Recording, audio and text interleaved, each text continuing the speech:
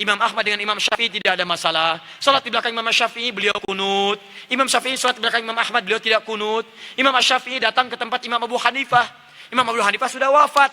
Ketika beliau memberikan ilmu di tempatnya, kemudian diminta jadi imam saat subuh, beliau tidak kunut. Misal, Wa'il bin Hujur, salat di belakang Nabi, Nabi turun pakai lutut.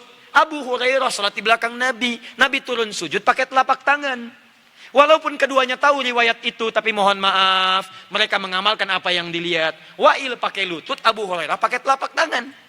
Dua-duanya benar, yang salah yang pakai kepala duluan.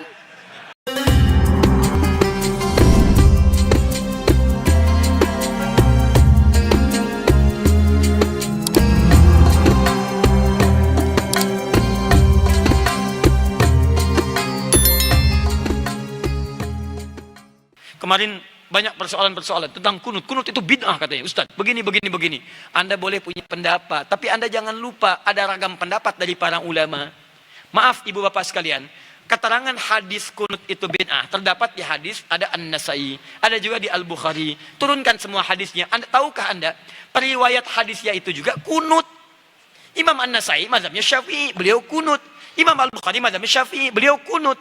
Saking objektifnya, beliau riwayatkan tentang sahabat yang tidak kunut. Kenapa beliau tidak kunut? Karena dalam hidupnya tidak pernah melihat Nabi kunut. Sahabat ini, tapi kan yang lain banyak sahabat juga. Di ketika Nabi berjalan, tidak semua sahabat ikut. Nabi ke Badar, sebagian sahabat ikut. Nabi ke Uhud, sebagian sahabat ikut. Tidak setiap tempat sahabat ikut semua. Saya mau ke Uhud ya, semua Madinah ikut ke Uhud. Madinah kosong. Saya ke Badar ya, saya ke Taif ya, apa semua ikut? Tidak, semua menyebar. Makanya ketika Nabi perjalanan, sebagian sahabat ikut. Nah, ada seseorang ketika berada di belakang Nabi, setiap dia sholat di belakang Nabi, dalam keadaan subuh, Nabi tidak kunut. Sedangkan sifat sahabat itu mengamalkan apa yang dilihat. Jadi yang dia lihat itu yang diamalkan. Misal, Wa'il bin Hujur, sholat di belakang Nabi, Nabi turun pakai lutut. Abu Hurairah sholat di belakang Nabi, Nabi turun sujud pakai telapak tangan. Walaupun keduanya tahu riwayat itu, tapi mohon maaf, mereka mengamalkan apa yang dilihat. Wa'il pakai lutut, Abu Hurairah pakai telapak tangan. Dua-duanya benar, yang salah yang pakai kepala duluan. Belum apa-apa sudah ramai kepalanya. Ini bid'ah, ini salah, ini. Itu, muka Anda dari ujung kepala sampai ujung kaki bid'ah tuh. Kenapa? Karena Anda tidak belajar hadis dengan ilmunya. Ini yang tidak kunut di belakang Nabi karena dia sholat di belakang Nabi. Nabi nggak kunut. Tapi ada sebagian sahabat sholat di belakang Nabi. Nabi pernah kunut. Ada Abdullah bin Umar. Nabi mengajarkan kunut pada Al-Hasan cucunya. Dari situ disimpulkan oleh ulama. Apa kesimpulannya? Yang mau kunut silahkan. Maka Imam Malik kunut. Kunutnya sebelum ruku disirkan. Imam Malik itu Masya Allah. Anak sahabat besar. Anas bin Malik, lahir anaknya Malik bin Anas, 93 Hijrah, lahirnya di Madinah, tumbuh di Madinah, besar di Madinah, jadi mufti di Madinah, wafat di Madinah, dikenal dengan Imam Madinah, Darul Hijrah, Imam Madinah kunutnya sir. Imam Syafi'i muridnya Imam Malik, lahir tahun 150 Hijrah, kunut. Beda dengan gurunya, Syafi'i dijaharkan, kunutnya ba'da ruku, bangun setelah i'tidal dijaharkan. Bacaannya sama dari Nabi, Allahumma hdini fiman hadid. Kalau jadi imam, Allahumma hdina fiman hadid. Imam Abu Hanifah, wafat tahun 150 Hijrah, memilih yang tidak kunut, ngambil hadis sahabat yang tadi. Karena kata beliau asalnya tidak kunut. Ada kejadian di Bir Maunah, Nabi kunut, setelah itu tidak kunut lagi. Maka disimpulkan kunut itu menurut saya tidak ada.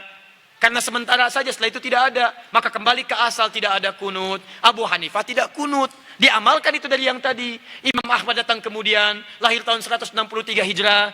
Imam Ahmad muridnya Imam Syafi'i. Syafi'i muridnya Imam Malik. Imam Malik masa yang sama dengan Imam Abu Hanifah. Wafatnya duluan Abu Hanifah. Apa yang terjadi dengan Imam Ahmad? Kata Imam Ahmad, saya ambil yang pertengahan. Tengah-tengah saja. Ini kunut jahar, ini tidak kunut. Saya ambil tengah-tengah. Apa tengah-tengahnya?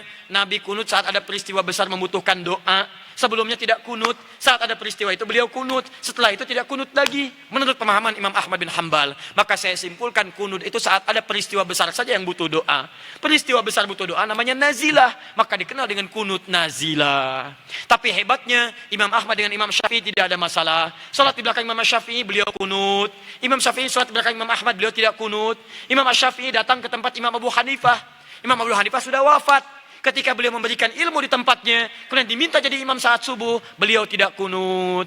Selesai itu kata muridnya, "Syal Imam, kenapa Anda tidak kunut?" Kata Imam Asy-Syafi'i, "Saya menghormati pendapat di tempat Imam Abu Hanifah yang tidak kunut." Luar biasa. Imam besar, ahli fikih, imam madhab, ahli hadis, paham hadisnya, tidak ada masalah. Antum bukan imam besar, jadi makmum kadang-kadang, Quran belum hafal, hadis belum tahu, Masya Allah, gara-gara masalah kunut, pada tidak ke masjid.